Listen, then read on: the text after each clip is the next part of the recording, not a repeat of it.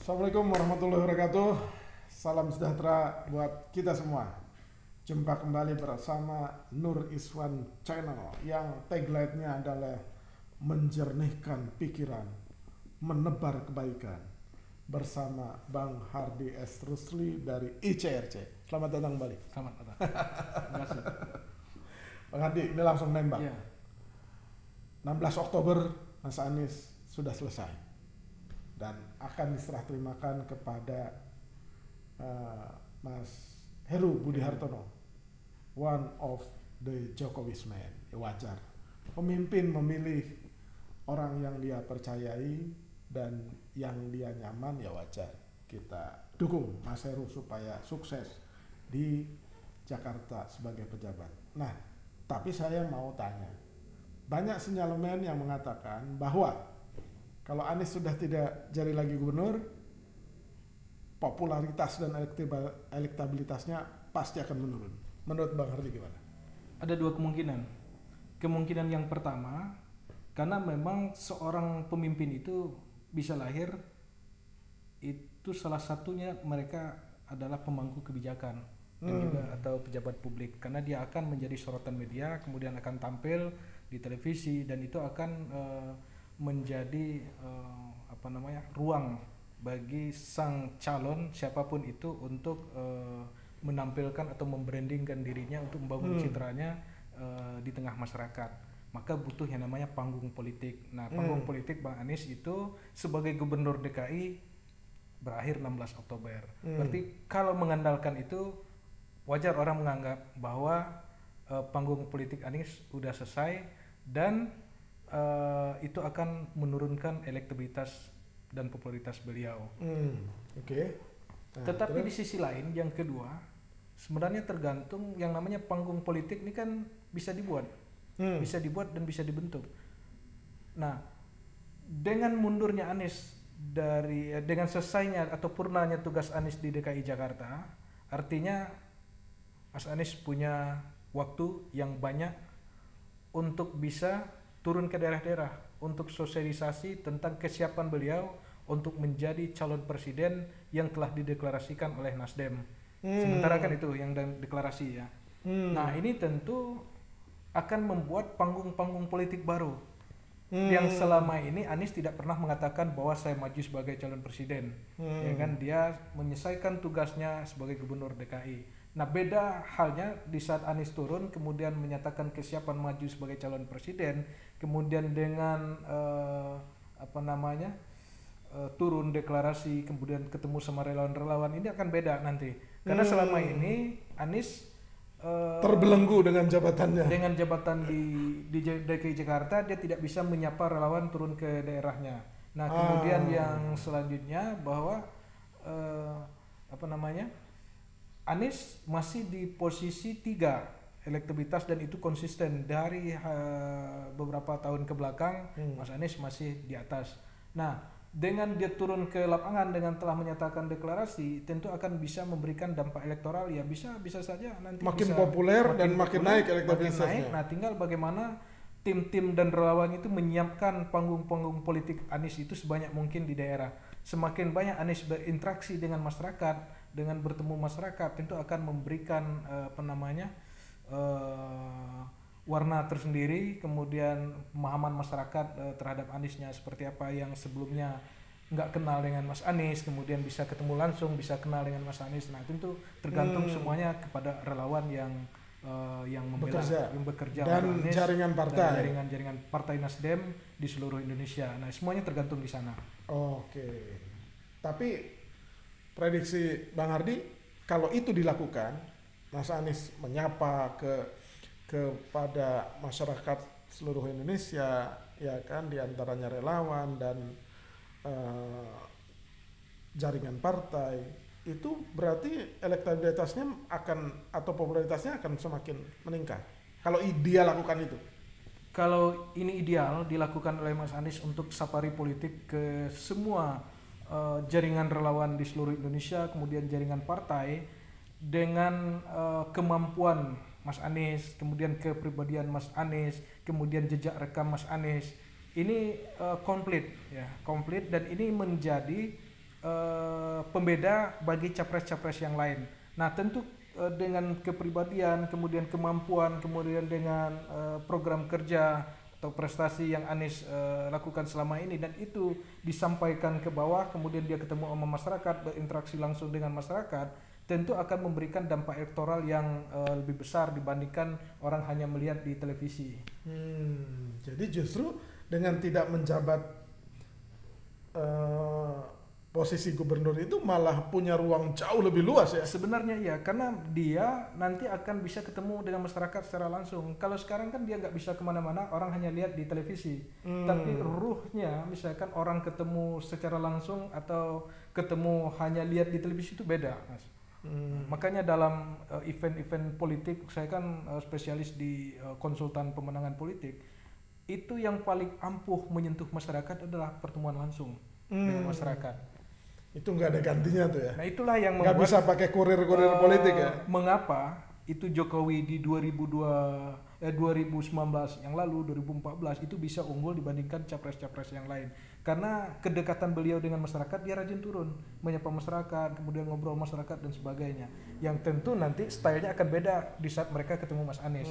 Mas Anies orangnya, kalau saya lihat orangnya juga ngobrolnya cair, biasa aja, kemudian sederhana dan sebagainya. Nah kemudian mungkin muatan isi penyampaian Mas Anies dengan Jokowi itu yang buat pembeda nanti.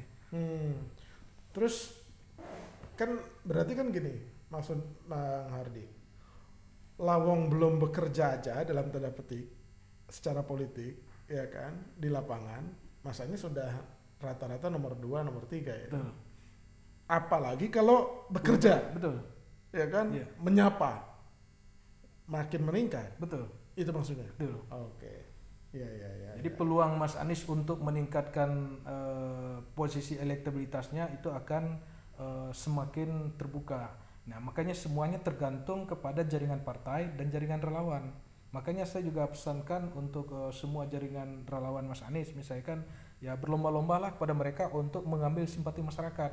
Ya kan, jangan berlomba-lomba untuk mengambil simpatinya Mas Anies. Nah itu pesan saya begitu untuk relawan-relawannya Mas Anies ini, supaya Mas Aniesnya bisa menang dan hasil surveinya yang mudah-mudahan bisa naik ke posisi nomor 1 kan begitu. Asik juga ya.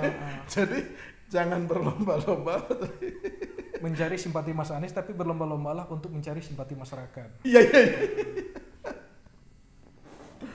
Aduh, bener juga. Terus tapi secara personality memungkinkan tuh ya Mas Anies untuk turun-turun ke lapangan dengan gencar gitu. Memungkinkan, beliau kan nggak ada beban, jadi nggak ada jabatan publik di DKI, kemudian beliau juga masih muda, kemudian orang ngobrolnya juga cair, kemudian dia punya wajah yang mungkin disukai juga sama, nggak kalah ganteng lah misalkan dengan capres-capres yang lain. Ini kan akan menjadi nilai tersendiri bagi Anies, karena orang memilih kan berbagai macam alasan. Ada alasan personality, kemudian kemampuan, aspek kepribadiannya, rekam jejak, prestasi, macam-macam. Nah semuanya kan komplit ada di Anies. Nah tinggal Aniesnya bersentuhan langsung dengan masyarakat, kemudian relawan, ciptakan panggung sebanyak mungkin di daerah-daerah. Maka semakin banyak Anies bersentuhan dengan masyarakat, itu akan semakin memudahkan peluang Anies untuk bisa mendongkrak elektabilitasnya. Jadi karakter orang tuh juga beda, Mas. Saya kan ngurus calon kepala daerah itu bermacam-macam. Ada calon itu yang memang bisa kita minta dia untuk turun ke masyarakat, kemudian elektabilitasnya bisa naik karena personalitinya bagus, kemudian rekam jejak dia bagus, kemudian punya aspek kemampuan misalnya, bisa. Tapi ada juga calon yang memang punya kemampuan bagus, tetapi personalitinya kemudian dari aspek kepribadiannya kurang, sehingga di saat dia bersentuhan dengan masyarakat justru akan memberikan dampak negatif. Orang yang awalnya suka lihat di sosmed bagus, pas ketemu orang jadi antipati dan nggak suka juga ada.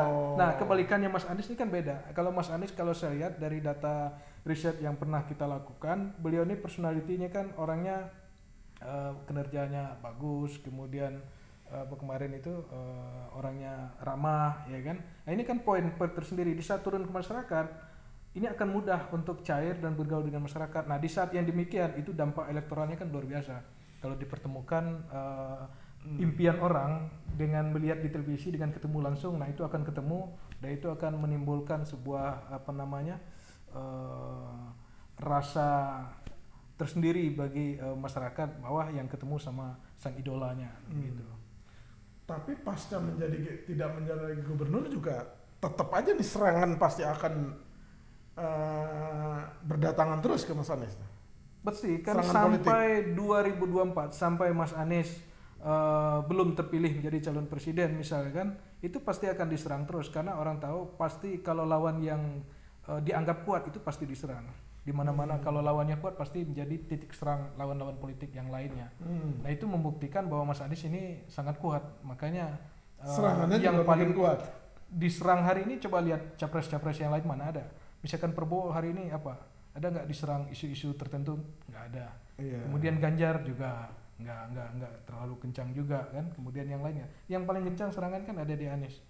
Salah satu yang paling kentara ya terkait isu Formula E kemarin. Ini yang ramai kan. Belum lagi yang lain-lain nanti ke depannya. Nah menurut Bang Hardy ngelihat serangan pakai dalam tanda petik serangan pakai oknum aparat penegak hukum itu gimana? Saya kira aparat penegak hukumnya juga harusnya berpikir dalam artian melihat ke depannya seperti apa. Ini Mas Anies ini punya peluang terpilihnya besar. Dan kalau seandainya nanti Mas Anies terpilih misalkan, karena jabatan politik atau penegak hukum dan sebagainya itu kan hanya jabatan tahunan dan bisa diganti siapapun rezimnya. Kalau Anies yang jadi presiden dan terpilih nanti, itu akan menjadi hambatan bagi karir aparat penegak hukum yang hari ini yang intens menyerang Mas Anies. Ya di sisi lain nanti ke depan kalau Mas Anies menjadi presiden ya tentunya dia harus memikirkan itu, karena Anies ini kan peluangnya untuk menjadi presiden kan besar sekali. Nah disitulah mungkin sang aparat penegak hukum atau siapapun nanti yang mencoba untuk menggagalkan Mas Anies itu untuk berpikir dua kali ya. Tapi kalau misalkan ya kadang-kadang kan ada orang yang nekat main kayu gitu. Kalau misalkan ada seperti yang diberitakan Tempo, ada oknum-oknum yang kemudian memaksakan kehendaknya dalam tanda petik main kayu, udahlah whatever cost ya kan, udah saya cuma menjalankan perintah, atau dianya sendiri punya agenda sendiri terus dipaksakan gitu. Kalau dipaksakan itu pasti ramai Mas, karena itu akan melawan kehendak publik, kehendak masyarakat secara umum ya, kehendak publik, karena sesuatu yang dilakukan dengan sewenang-wenangnya, kemudian dilakukan tanpa transparan, kemudian dengan tidak adil misalnya kan, itu akan menimbulkan reaksi dari masyarakat. Nah itu akan berhadapan langsung dengan kekuatan publik.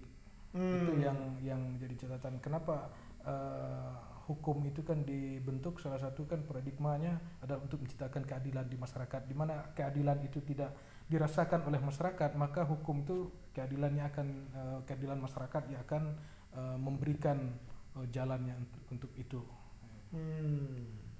Dan itu pasti dihitung lah oleh aparat penegak hukum. Apalagi kalau kita melihatnya sih ya kayak berbagai sumber itu kan ya yang memaksakan kehendak ini kan oknum. Jadi kalau di KPK itu kan ada berjenjang tuh. Ya kalau di ASN kan dari mulai staf sampai kabag atau kasubdit, direktur, ya kan, deputi direktur atau dirjen, ya kan. Nah ini kan kehendak ini sebenarnya bukan kehendak mayoritas, karena barang buktinya atau unsur pemenuhan peristiwa pidananya itu ya sumir gitu. Yeah. Jadi sebenarnya kita tidak melihat ini institusinya, tapi lebih kepada oknum ya kan. Yeah. Karena memang untuk menghindari gejolak sosial misalnya kan, makanya di pilkada juga misalnya ada batasan bahwa seseorang itu yang punya kasus hukum itu diselesaikan dulu sebelum mereka masuk ke gelanggang politik secara resmi, maksudnya di KPU.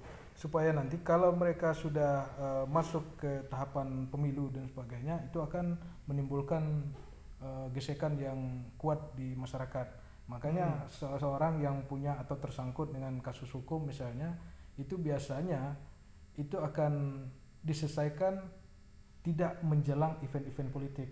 Ya kan? Nah, kalau itu dikerjakan atau dioperasikan sebelum event-event politik, itu risikonya besar sekali karena akan menimbulkan dampak sosial di masyarakat.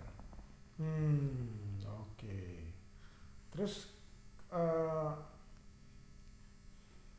jadi peluang Mas Anies untuk lolos dari serangan politik dan hukum ini seperti apa? Peluangnya kalau bagi saya, yang pertama peluang besar untuk lolos itu lebih besar dibandingkan tidak lolos. Yang pertama aspeknya adalah KPK akan melihat dampak sosial yang ditimbulkan di saat Anies yang sampai hari ini dikatakan tidak ada bukti untuk menyeret beliau untuk masuk ke tahap penyidikan. Kemudian ditambah lagi berita Tempo memaksakan bahwa masuk ke proses penyidikan, terus soal nanti jadi terpidana atau enggak itu urusan lain, tersangka atau tidak, maka nanti akan di SP3. Cuma masalahnya kan bukan di situ, karena seseorang dipaksakan masuk kemudian jadi tersangka, maka dia akan menjadi bulan-bulanan hukum dan itu tentu akan berdampak kepada Anies secara elektoral. Tentu masyarakat yang tidak begitu kenal dengan Anies ya secara tidak langsung melihat sesederhana itu, misalkan Anies berkasus di KPK dan sebagainya, orang nggak lihat, tapi pesan itu udah nyampe, itu akan menurunkan grade dari posisi elektoral Anies itu sendiri. Nah, beda halnya nanti kalau ini tidak digoreng misalkan beritanya, tidak dipaksakan misalkan, maka citra Anies sebagai orang yang bersih kemudian transparan, nah itu akan masih tetap melekat kepada beliau, apalagi beliau kan salah satu orang yang penggagas, kalau menurut saya penggagas pendidikan anti korupsi di kampus dan perguruan tinggi. Iya. Soalnya ada juga tuh salah satu guru besar ya kan, senior guru besar hukum pidana tuh yang kalau saya melihatnya kok pendapat guru besar ini ngebet sekali untuk dalam tanda petik itu mentersangkakan Anies dengan berbagai argumentasi keahlian dia gitu loh. Ya kan? Ini kan kasus ini kan erat kaitannya dengan isu-isu politik ya. Jadi makanya ada kehendak publik kalau kasus Formula E dibuka ke publik, maka kenapa KM50 nggak dibuka ke publik? Nah, jadi ujung-ujungnya kan begitu. Kemudian belum lagi kasus-kasus yang lainnya nanti. Kenapa Mandalika nggak diusut? Nah betul. Kenapa hanya Anies Formula E? Ya wajar karena Anies mau maju presiden dan calon kuat dan berpotensi untuk menang. Maka harus dijegal sebelum mereka masuk ke gelanggang. Nah ini yang nimbul asumsi di masyarakat kan begitu.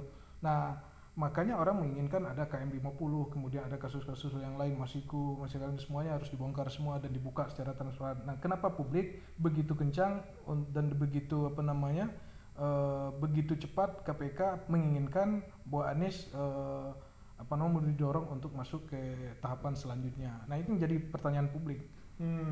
Iya juga sih ya. Jadi saya sih heran aja ngelihat seorang guru besar kok malah seperti mendorong-dorong dan mendesak-desak atau memberikan pendapatnya untuk mentersangkakan Anies.